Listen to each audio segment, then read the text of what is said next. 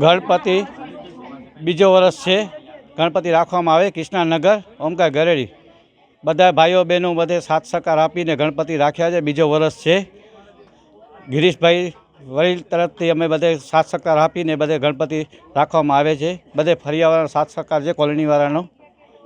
એના અટાણે પ્રસાદે પણ રાખવામાં આવ્યો છે. અટાણે આરતી પણ કરવાની છે હમણાં. જી વાત કરીએ તો ગણેશ મહોત્સવ તમે રાખો છો, કેટલા વર્ષોથી રાખો છો અને કેટલા દિવસીય રાખો છો? 1.5 દિવસના ગણપતિ રાખીએ છીએ આપણે, ને આ બીજો વર્ષ છે આપણું. ગયા વર્ષ પણ રાખી છે, આ વર્ષે પણ રાખી છે, ને આપણે બહુ સારું છે. આપણે આયોજનમાં શું કાર્યક્રમો હોય છે? આયોજનમાં આપણે જો છોકરાઓનો બધા અમુક પ્રોગ્રામ હોય છે, દાંડિયા કેવા રાખીએ છીએ, ને મહાપ્રસાદ પણ હોય છે. એ બધું હોય છે આપણે. જી મારે વાત કરીએ તો આજે શું કાર્યક્રમો છે? મહાઆરતી બાદ શું કાર્યક્રમ હશે, પછી શું છે કાલે શું કાર્યક્રમ? શ્રી ગણેશાય નમઃ. જય મા આશાપુરા. આપણે મા ન્યૂઝના માધ્યમથી એટલું બતાવી દઉં કે ગયા વર્ષે અમે ભગવાનને પ્રાર્થના કરી, પ્રભુ એમ જ બેઠા છીએ કંઈક કરાવો. તો ભગવાનને પ્રાર્થના સાંભળી અને સાર્વજનિક પ્લોટ સરસ મજાનો બની ગયો. અને ઈશ્વરની કૃપા કહેવાય કે સરસ મજાનો પ્રોગ્રામ થઈ ગયો ગઈ વખતે ગણેશ દાદાનો ઉત્સવ. અને આ વખતે પણ બધાના સાથ સહકારથી, બધાના સાથ, જે કોલોનીમાં બધા રહે છે એમના સાથ સહકારથી, ને ખાસ મુકેશભાઈ છે અમારા, મુકેશભાઈ રાઠોડ, અને અમારા ઇલેક્ટ્રિશિયન છે, ઇલેક્ટ્રિકનું કામ બધું આમને ધન્યવાદને પાત્ર છે. એટલે બધું સંભાળી રહ્યા છે.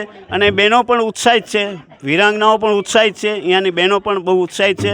અને હવે રાસ ગરબાનો પ્રોગ્રામ રહેશે. પહેલાં આરતી અને પછી થોડા ભજન સંધ્યા બહેનો ગાશે અને પછી આરતી.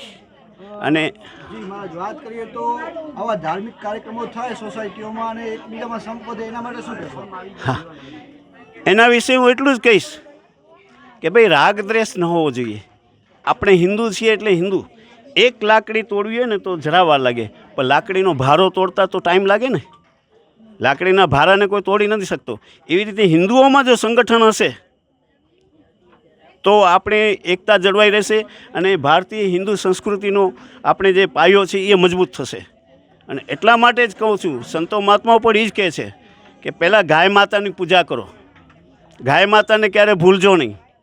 કારણ કે આજે આપણી ગાય માતાની હાલત જુઓ તમે, પ્લાસ્ટિકના કચરા ખાય છે. હવે તો જો કે સરકારશ્રીએ થોડોક સુધારો કર્યો છે એટલે પ્લાસ્ટિક ઓછું આવે છે. ગાય માતાનું પૂજા કરો. ખરેખર એકનાથ બાપુ જે બેઠા છે ને એ બરાબર જ છે. ગાય માતાને રાષ્ટ્રીય પ્રાણી ઘોષિત કરવું જોઈએ. સરકારશ્રીને આપણે વિનંતી કરીએ. અને આ સ્થળેથી હું બધાને ગણેશ ચતુર્થીની શુભેચ્છાઓ પાઠવું છું અને મા ન્યૂઝનો આભાર માનું છું કે તમે અમારા સુધી પહોંચી આવ્યા છો. ધન્યવાદ. મા motor driving, safe and sure driving. Driving એ શોખ સાથે આપની મોટી જવાબદારી પણ છે. અમારા ઇન્સ્ટ્રક્ટર દ્વારા સચોટ અને સરળ માર્ગદર્શન. આપની રોજની તાલીમની માહિતી મેળવીને શું અધુરાશ છે એના ઉપર પૂરું ફોકસ કરાય છે.